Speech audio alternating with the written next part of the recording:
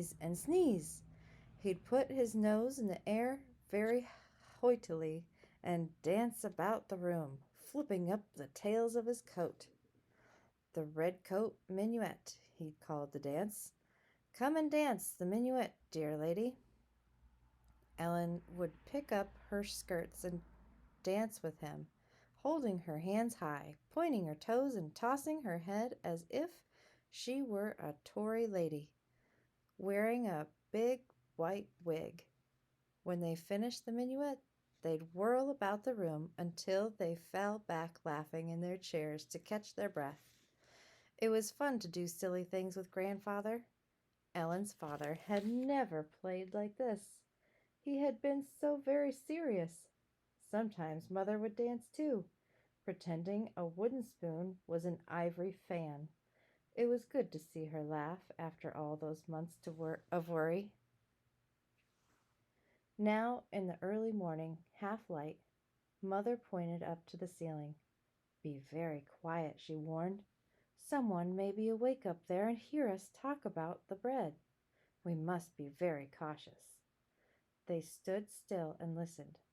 Ellen shivered at the sound of the wind howling over the rooftops, but she heard no stirring of the redcoats upstairs. Lazy lobster backs, grumbled Grandfather. There's still a bed up there. They spend their evenings in the taverns and sleep until noon. Grandfather always got up early, and he thought everyone else should too. For years and years, Grandfather Van Horn had been a barber and a wig maker in the town of New York. Nowadays, his stoop in the front part of the house was filled with British officers who came to have him shave their chins or powder their hair or dress their white wigs. The British officers liked the cheerful little Dutchman. Ellen watched her grandfather take the wooden bucket from the hearth and look inside. She knew well enough what he would say. What a lug-a-bed you are, Ellen. You haven't gone out to the pump yet. She picked up her red cloak from the floor. It's because... Don't like snowy mornings, eh? He teased her. I may be a stubborn Dutchman, but you know I like the bucket full of water first thing in the morning. Sometimes you're so late I can't wash my face until 7 o'clock. I'll save water for you to wash your face, Father, Mother said hastily. Ellen is just slow to get started in the mornings. I know how she feels. Slow? Cried Grandfather. She's like a turtle. It seems to take her an hour to come back from the pump. I used to buy water from the drayman, but I thought it was good for Ellen to go out. She stays indoors too much. Mother's eyes were anxious. Her face was so thin now. It made her eyes look huge. I hope you'll excuse her, Father, she began slowly as she tightened the knot of her brown hair at her neck. She's not used to this town yet. Living quiet as we always did in our little village. We've been here scarce a month, and it takes time to get used to different ways. Nonsense, said Grandfather. He poured the last of the water into the mug and handed the bucket to Ellen. Perhaps she should tell him why she was late every day. She knew he would think it was not very important, but it was important. To her it was. I'm late because of that tough Dicey at the pump, she said. What's a Dicey? Asked Grandfather. Dicey's a girl. Everyone is afraid of her. She says she's going to wring my neck, and I think she means it too. Is that the way she talks to you, Ellen? Mother asked. Whenever Ellen thought of Dicey, she could always hear her rowdy laughter. It gave her a hollow feeling in the pit of her stomach. She screams at me, and I have to go to another pump farther away. Fiddlesticks, says Grandfather. Just stand up for yourself, Ellen. That's what I did when I was a boy and small for my age. Ellen doubted she could stand up for herself when Dicey went blustering about like a tough butcher boy. Ellen's not a boy, Mother said quietly. She can't roister about like a boy. Oh, double fiddlesticks, says Grandfather.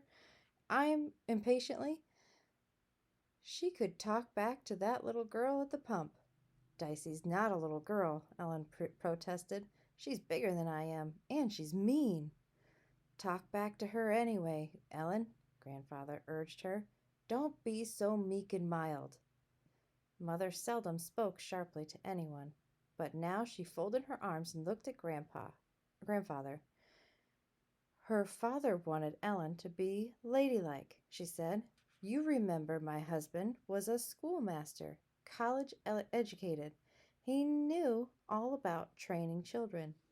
Yes, I suppose he did, said Grandfather. Indeed he did, Abby said firmly.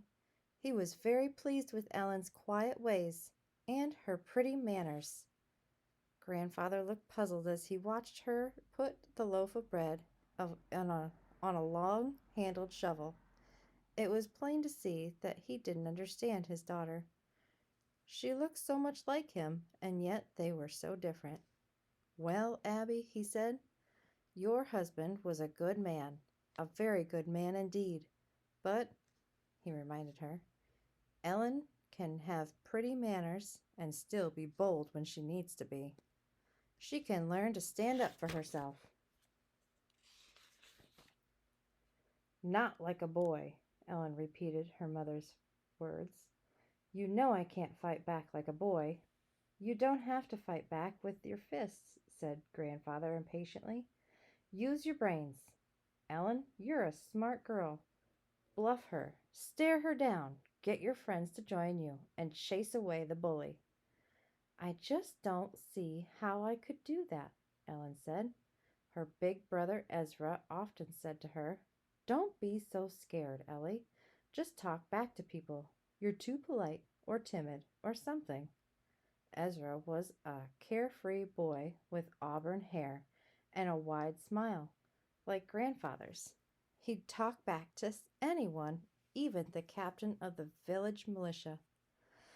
Well, said Grandfather, you're a smart girl. You'll think of a way. Now that the oven at the back of the fireplace was hot, Mother raked out the coals and slid in 2 large loaves of bread. She took a last look at the mysterious round one before slipping it in too. Grandfather unlocked the kitchen door and went into his shop at the front of the house. The tail of his wig turned up jauntily as he straightened his coat and picked up his cane. Why in the world did Grandfather put his snuff box in that loaf of bread? Ellen whispered. But best not to ask any questions, Ellen, Mother said. Grandfather came back to the door of the kitchen and winked at Ellen. Just go and stand up to that Dicey, he urged her. You have more of your grandfather's spirit than you think, Ellen. And now, Abby, I'm going to turn to the tavern for breakfast and to hear the news. I'll be back when the bread is baked. He glanced up at the little square clock that hung on the wall in the shop, with its pendulum swinging slowly back and forth. You remember the shop is closed for the day, he reminded her. I've given my shaver a holiday.